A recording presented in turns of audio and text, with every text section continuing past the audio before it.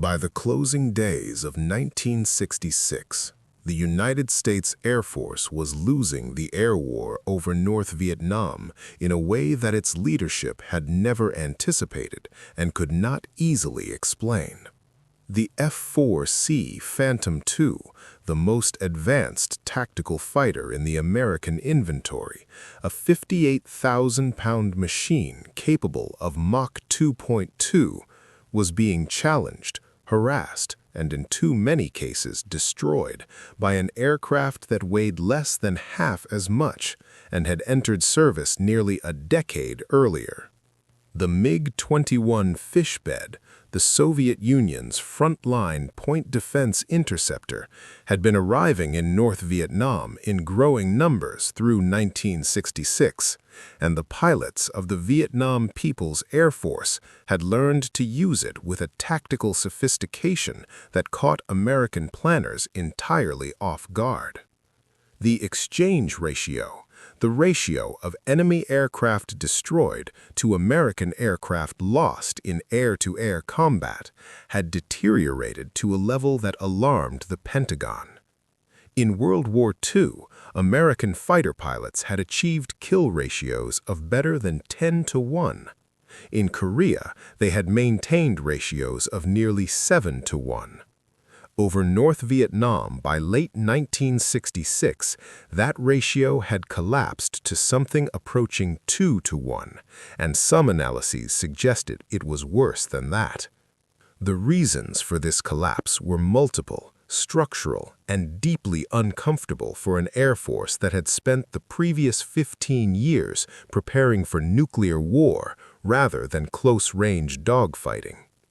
But on January 2, 1967, a single officer with a World War II fighter pilot's instincts, a Vietnam War fighter pilot's frustrations, and a brilliant staff officer's methodical mind conceived and executed an operation that would, in the space of 12 minutes over the skies of North Vietnam, reverse that equation in the most dramatic fashion in the history of jet aerial combat.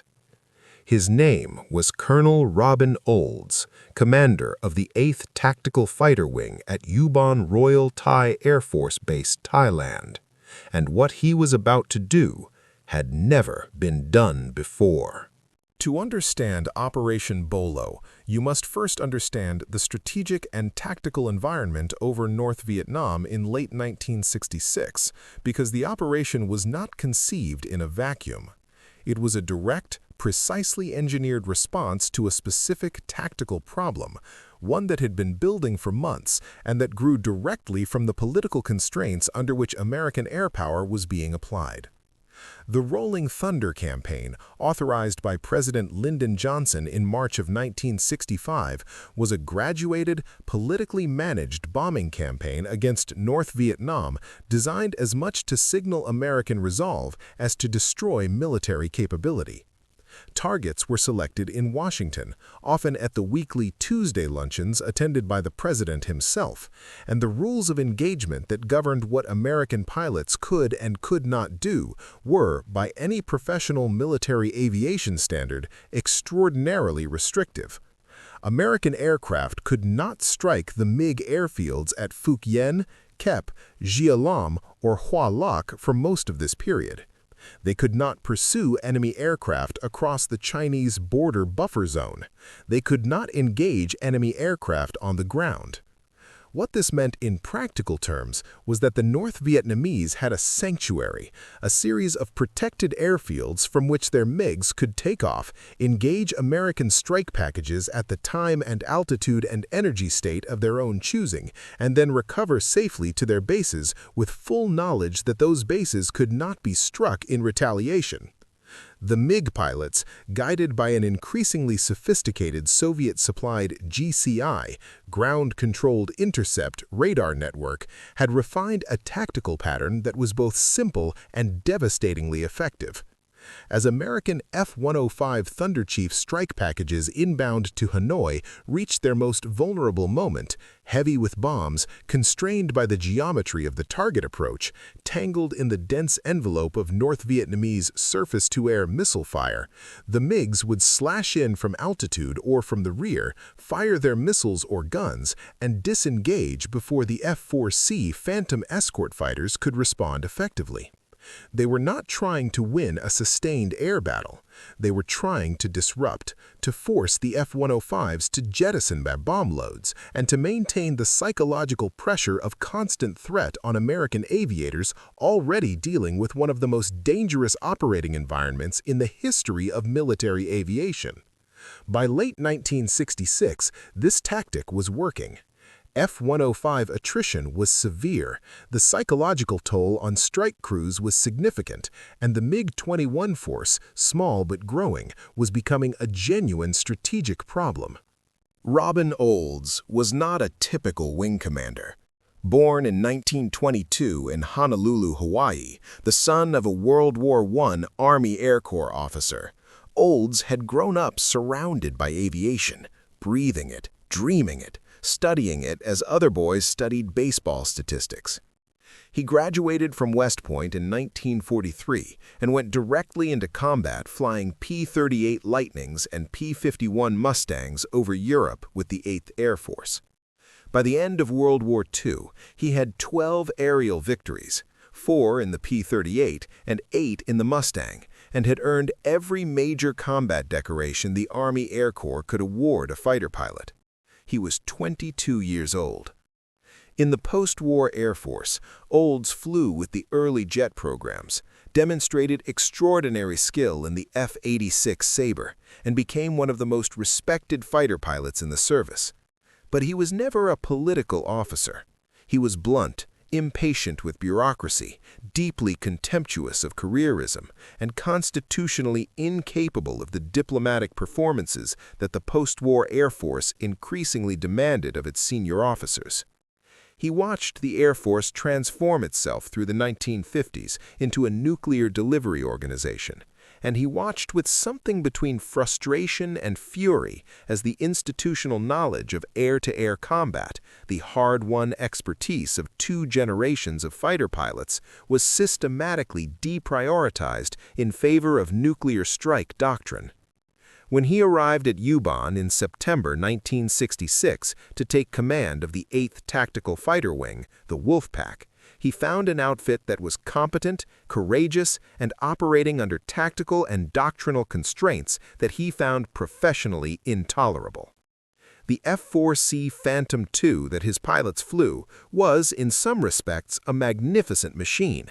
It was fast, it was powerful, it could carry an enormous weapons load, and in the hands of experienced crews, it was a formidable weapons system. But it had been designed in the late 1950s as a fleet defense interceptor for the United States Navy, and it had been built around the assumption, universally held at the time and almost universally wrong as Vietnam would prove, that future aerial combat would be conducted entirely at beyond visual range distances using radar-guided missiles, rendering the traditional close-in dogfight obsolete.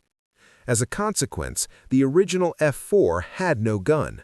Its primary air-to-air weapons were the IAM-7 Sparrow semi-active radar homing missile and the IAM-9 Sidewinder infrared homing missile, both of which required specific firing envelopes, both of which had been optimized for intercepts of non-maneuvering Soviet bombers in the clear airspace over the North Atlantic, and neither of which performed reliably in the close, high-G, often visual range engagements that characterized air combat over North Vietnam. The IAM-7 Sparrow required the launching aircraft to maintain radar lock on the target throughout the missile's flight, which was operationally impractical in a maneuvering dogfight. The IAM-9 Sidewinder needed a clear infrared signature from the target's exhaust and a relatively benign firing geometry. In the rules of engagement constrained GCI-directed close-range environment over Hanoi, both missiles had reliability and effectiveness rates that were, by any objective measure, appalling. Against this backdrop, Olds began to plan. The core concept of Operation Bolo was elegant in its simplicity and enormously complex in its execution. Olds' intelligence officers had identified a precise tactical pattern in how the North Vietnamese GCI system responded to American strike packages. When a large formation of F-105 Thunderchiefs, the primary strike aircraft of the Rolling Thunder campaign, inbound on the standard Route Package 6 Alpha corridor toward Hanoi, the GCI controllers at their Soviet-supplied radar stations would vector the MiG-21s for an intercept. The F-105 had a distinctive radar signature, a distinctive approach speed, and a distinctive altitude profile. It also carried the QRC-160 ECM, electronic countermeasures, jamming pod, which produced a specific and recognizable electronic signature on North Vietnamese radar screens. Olds' plan was straightforward. Put F-4C Phantoms on exactly the same flight profile as an F-105 strike package. Fly them at the same altitude, between 7,500 and 10,000 feet. Fly them at the same airspeed, approximately 480 to 500 knots indicated. Fly them in the same formation geometry. Equip them with QRC-160 ECM pods borrowed from the F-105 units so that the electronic signature on North Vietnamese radar screens would be indistinguishable from a standard THUD strike. Assign them the same radio call signs that the F-105 units regularly used. Even fly them on a heading that matched the standard THUD approach to the target complexes near Hanoi. In short, make every external indicator that the North Vietnamese GCI network relied upon suggest that this was a routine, vulnerable, heavily laden F-105 strike package, while in reality it was a formation of clean, fully fueled, missile-armed F-4C Phantom air superiority fighters, carrying no bombs, maneuvering freely, and specifically positioned and briefed to destroy every MiG-21 that the North Vietnamese ground controllers sent to intercept them. The North Vietnamese would, in effect, be ordering their MiG-21 pilots into a trap. The plan required extraordinary coordination. 7 flights of F-4Cs, each flight of 4 aircraft designated by a different call sign, were to be positioned at staggered altitudes and times along the approach corridor, so that as the leading flights engaged and the MiGs began to maneuver or escape, subsequent flights would be positioned to cut off their retreat. The flights were designated Olds, Ford, Rambler, Lincoln, Plymouth, Tempest, and Vegas. Olds himself would lead the first flight, the bait, the tip of the spear. Supporting the operation were additional F-4C flights assigned to cover the MiG sanctuary airfields and prevent recovering MiGs from landing safely, and a carefully coordinated tanker schedule using KC-135 Stratotankers to ensure that all participating aircraft arrived over the target area with full fuel.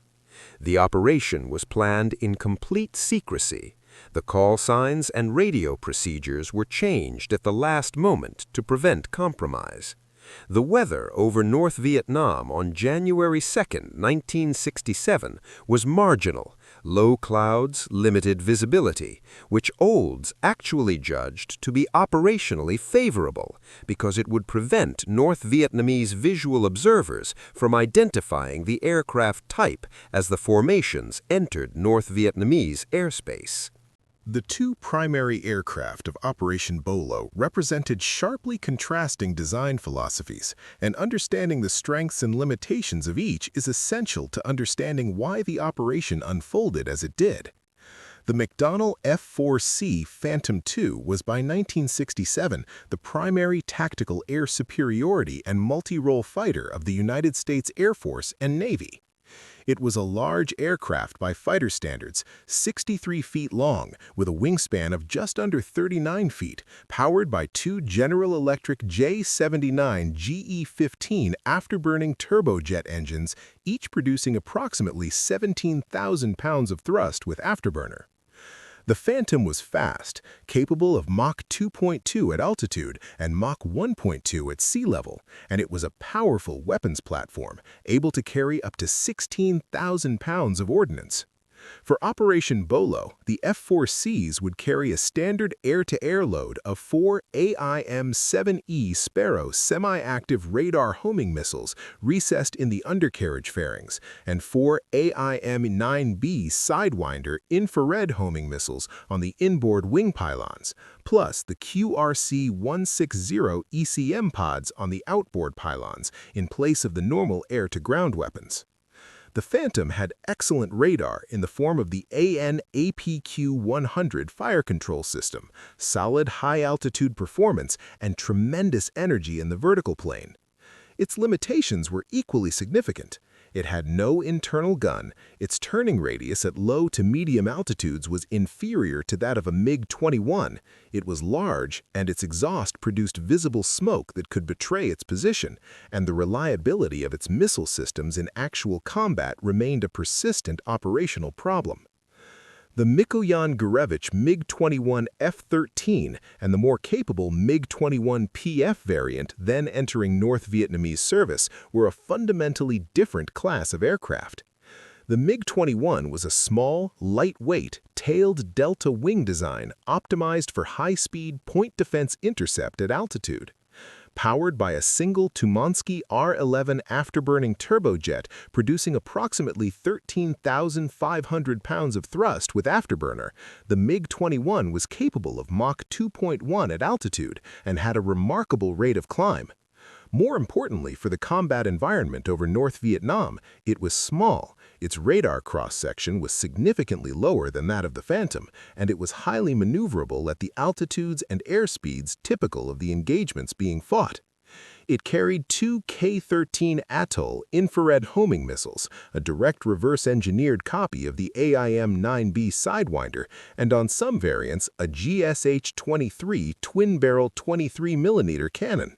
Its weakness was fuel capacity. The MiG-21 had limited endurance and was entirely dependent on the GCI network for its positional awareness. Strip away the GCI direction or corrupt its information, and the MiG-21 pilot was flying partially blind in an unfamiliar engagement geometry. That was precisely what Robin Olds intended to do. January 2, 1967. The weather over northern Thailand and much of North Vietnam was characterized by a broken overcast at approximately 6,000 to 7,000 feet, with scattered clouds at higher altitudes and visibility reduced by haze. Not ideal flying weather, but Olds had decided the previous evening that the operation would proceed. The F-4Cs had topped off from KC-135 tankers over Laos and were descending to their assigned altitudes and positions. Olds' flight, the lead element, crossed the North Vietnamese border and settled onto the approach heading at approximately 480 knots indicated and 7,500 feet above sea level, precisely mimicking the standard F-105 Thud strike profile. The QRC-160 ECM pods were active. The radio calls were in the voice cadence and format of the F-105 community. To every North Vietnamese GCI radar operator watching his scope that afternoon, this looked exactly like what it was designed to look like: a large, bomb-laden, relatively slow and constrained American strike package inbound to the Hanoi target complex. At approximately 14:57 local time, just before 3 o'clock in the afternoon, the North Vietnamese GCI controllers at their stations near Hanoi began vectoring MiG-21s from Phuc Yen and Kep airfields to intercept. What followed occurred almost exactly as Olds had planned, and far faster than most participants afterward recalled. The first MiGs to arrive were 4 MiG-21s diving from above the cloud deck at high speed from the northwest, intending to execute the standard slash and disengage attack on what their controllers had told them was a formation of laden, slow F-105s. Instead, they found themselves inside a formation of clean, maneuvering, fully fueled F-4C Phantoms whose pilots had been briefed, prepared, and were expecting exactly this attack. The engagement that erupted over the Red River Valley in the next 12 minutes was unlike anything that had occurred in the air war over North Vietnam up to that point. Olds himself, leading the first flight, executed a hard left turn into the attacking MiGs, accelerated through afterburner, and within seconds was in a firing position. His first AIM-9 Sidewinder was fired and missed. His second guided and destroyed a MiG-21, which erupted in flame and fell through the cloud deck below. It was Olds' first aerial victory since World War II, and it had taken less than 90 seconds from first visual contact. The subsequent flights of Ford, Rambler, and Lincoln arrived on schedule and found the sky over the Red River Valley alive with maneuvering aircraft, burning wreckage, and the white contrails of missile launches. The North Vietnamese GCI controllers, realizing belatedly that something had gone catastrophically wrong, attempted to redirect the MiGs to their airfields. But the staggered positioning of the American flights meant that the escape routes were partially covered. Several MiG-21s attempting to recover to Phuc Yen found F-4Cs already in position above the field. The engagement lasted approximately 12 minutes from the first missile launch to the last. When it was over, 7 MiG-21s had been confirmed destroyed, the single largest loss the Vietnam People's Air Force had suffered in any single engagement of the entire war up to that point. 2 additional kills were claimed but not confirmed due to the cloud cover preventing wreckage observation. The cost to the 8th Tactical Fighter Wing? 0 aircraft lost. Not a single F-4C was shot down. Not a single American pilot was killed or captured. The 7 confirmed MiG-21 kills of Operation Bolo were claimed by 7 different crews, and the names and actions of those crews deserve to be recorded with the precision the historical record demands. Colonel Robin Olds himself, flying lead in Olds' flight, with First Lieutenant Charles Clifton in the rear cockpit as his weapons systems officer, destroyed 1 MiG-21 with an AIM-9 Sidewinder after his first missile missed. Lieutenant Colonel Philip Combes, flying as element lead in Olds' flight, destroyed 1 MiG-21. Captain Walter Radeker III of Ford Flight claimed 1 MiG-21. Lieutenant Ralph Wetterhan of Ford Flight claimed 1 MiG-21 with an AIM-9, a kill that he would describe in precise technical detail in his subsequent after-action report, noting the exact firing geometry and the observed detonation. Captain Everett Raspberry of Rambler Flight claimed 1 MiG-21, and 2 additional kills were credited to Lincoln Flight. The after-action reports filed by these pilots are, even read cold on paper decades later, remarkable documents, precise, technical, almost clinical in their language, yet conveying the controlled chaos of a 12-minute engagement in which the decision cycles were measured in fractions of seconds. Several pilots noted the specific failure modes of the AIM-7 Sparrow in close-range maneuvering engagements. The missile could not guide effectively in the high-G close-range geometry and relied exclusively on the AIM-9 Sidewinder for their kills. This observation, repeated in multiple after-action reports from multiple pilots, would feed directly into the subsequent analysis that eventually led to the Navy's establishment of the Naval Fighter Weapons School, Top Gun, in 1969, and the Air Force's parallel program at Nellis Air Force Base. Operation Bolo killed MiGs, but the after-action analysis of why it killed MiGs and what the engagement revealed about American missile performance and pilot training deficiencies arguably did more lasting damage to North Vietnamese air superiority than the 7 aircraft destroyed that January afternoon. The immediate operational impact of Operation Bolo on the Vietnam People's Air Force was profound and, in the context of the overall air war, decisive for a period of months. The VPAF had approximately 14 to 16 MiG-21s operational at the time of the engagement. 7, roughly half its entire MiG-21 force, were destroyed in 12 minutes. The remaining MiG-21 units were, according to subsequent intelligence assessments, grounded for retraining and tactical reassessment for a period of several weeks following the operation.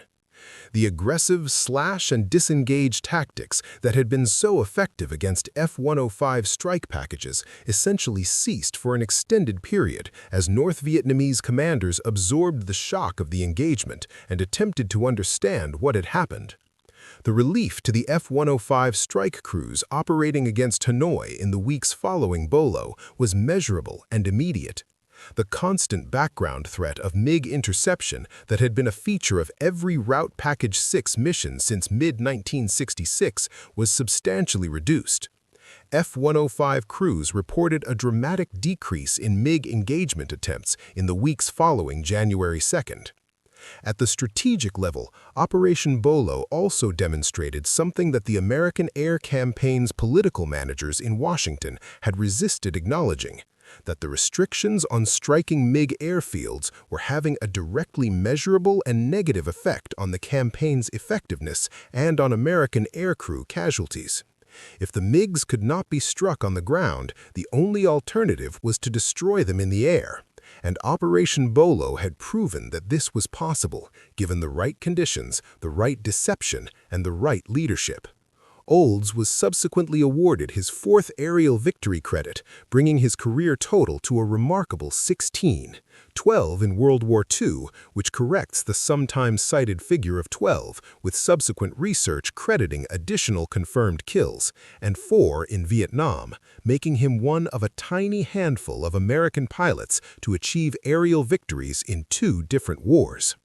The legacy of Operation Bolo extends far beyond the 7 MiG-21s burning in the Red River Valley on the afternoon of January 2, 1967.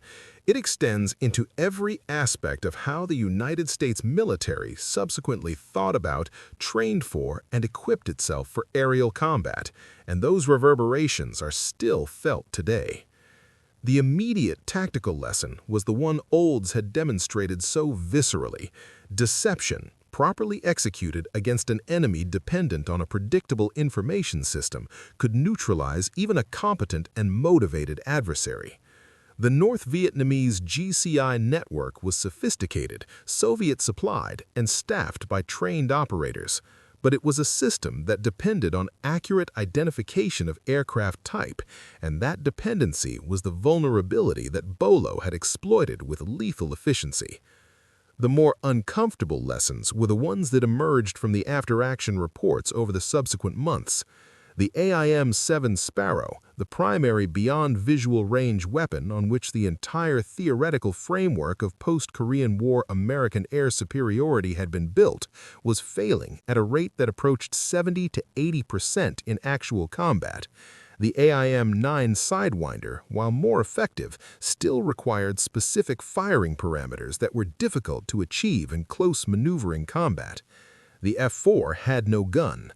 American pilots were arriving in combat with minimal training in visual range maneuvering combat, what the community was beginning to call air combat maneuvering, or ACM, because the institutional doctrine had insisted for 15 years that the gun was obsolete and the beyond visual range missile had rendered close-in dogfighting irrelevant.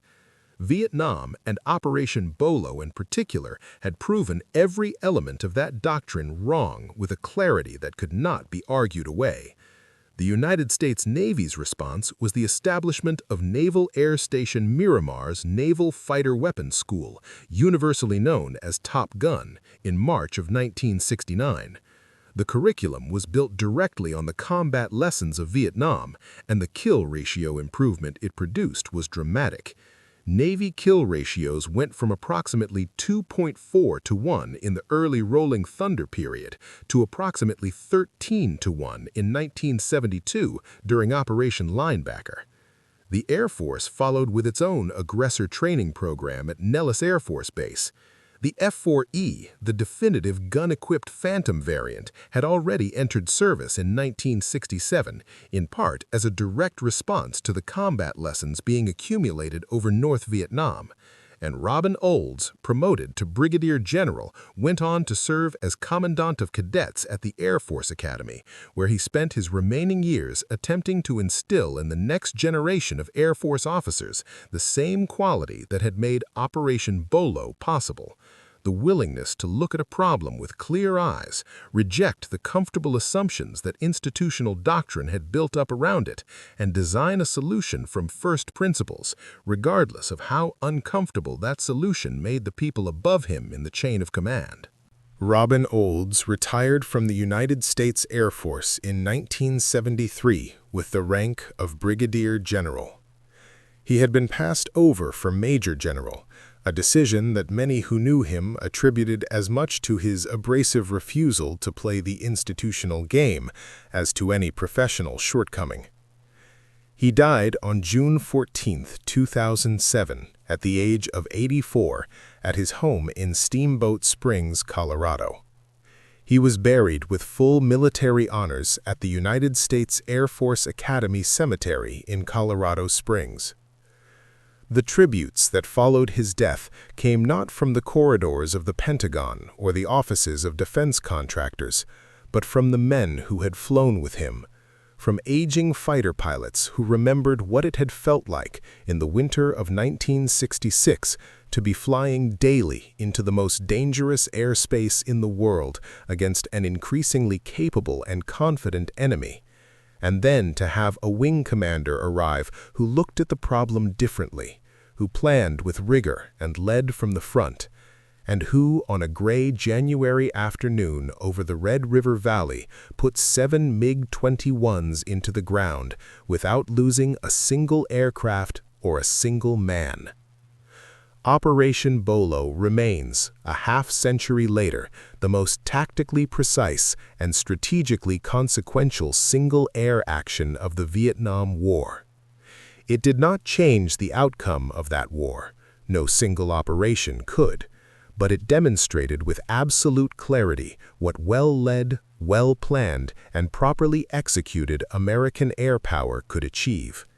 And it established a standard of professional military excellence against which subsequent generations of fighter pilots have continued to measure themselves.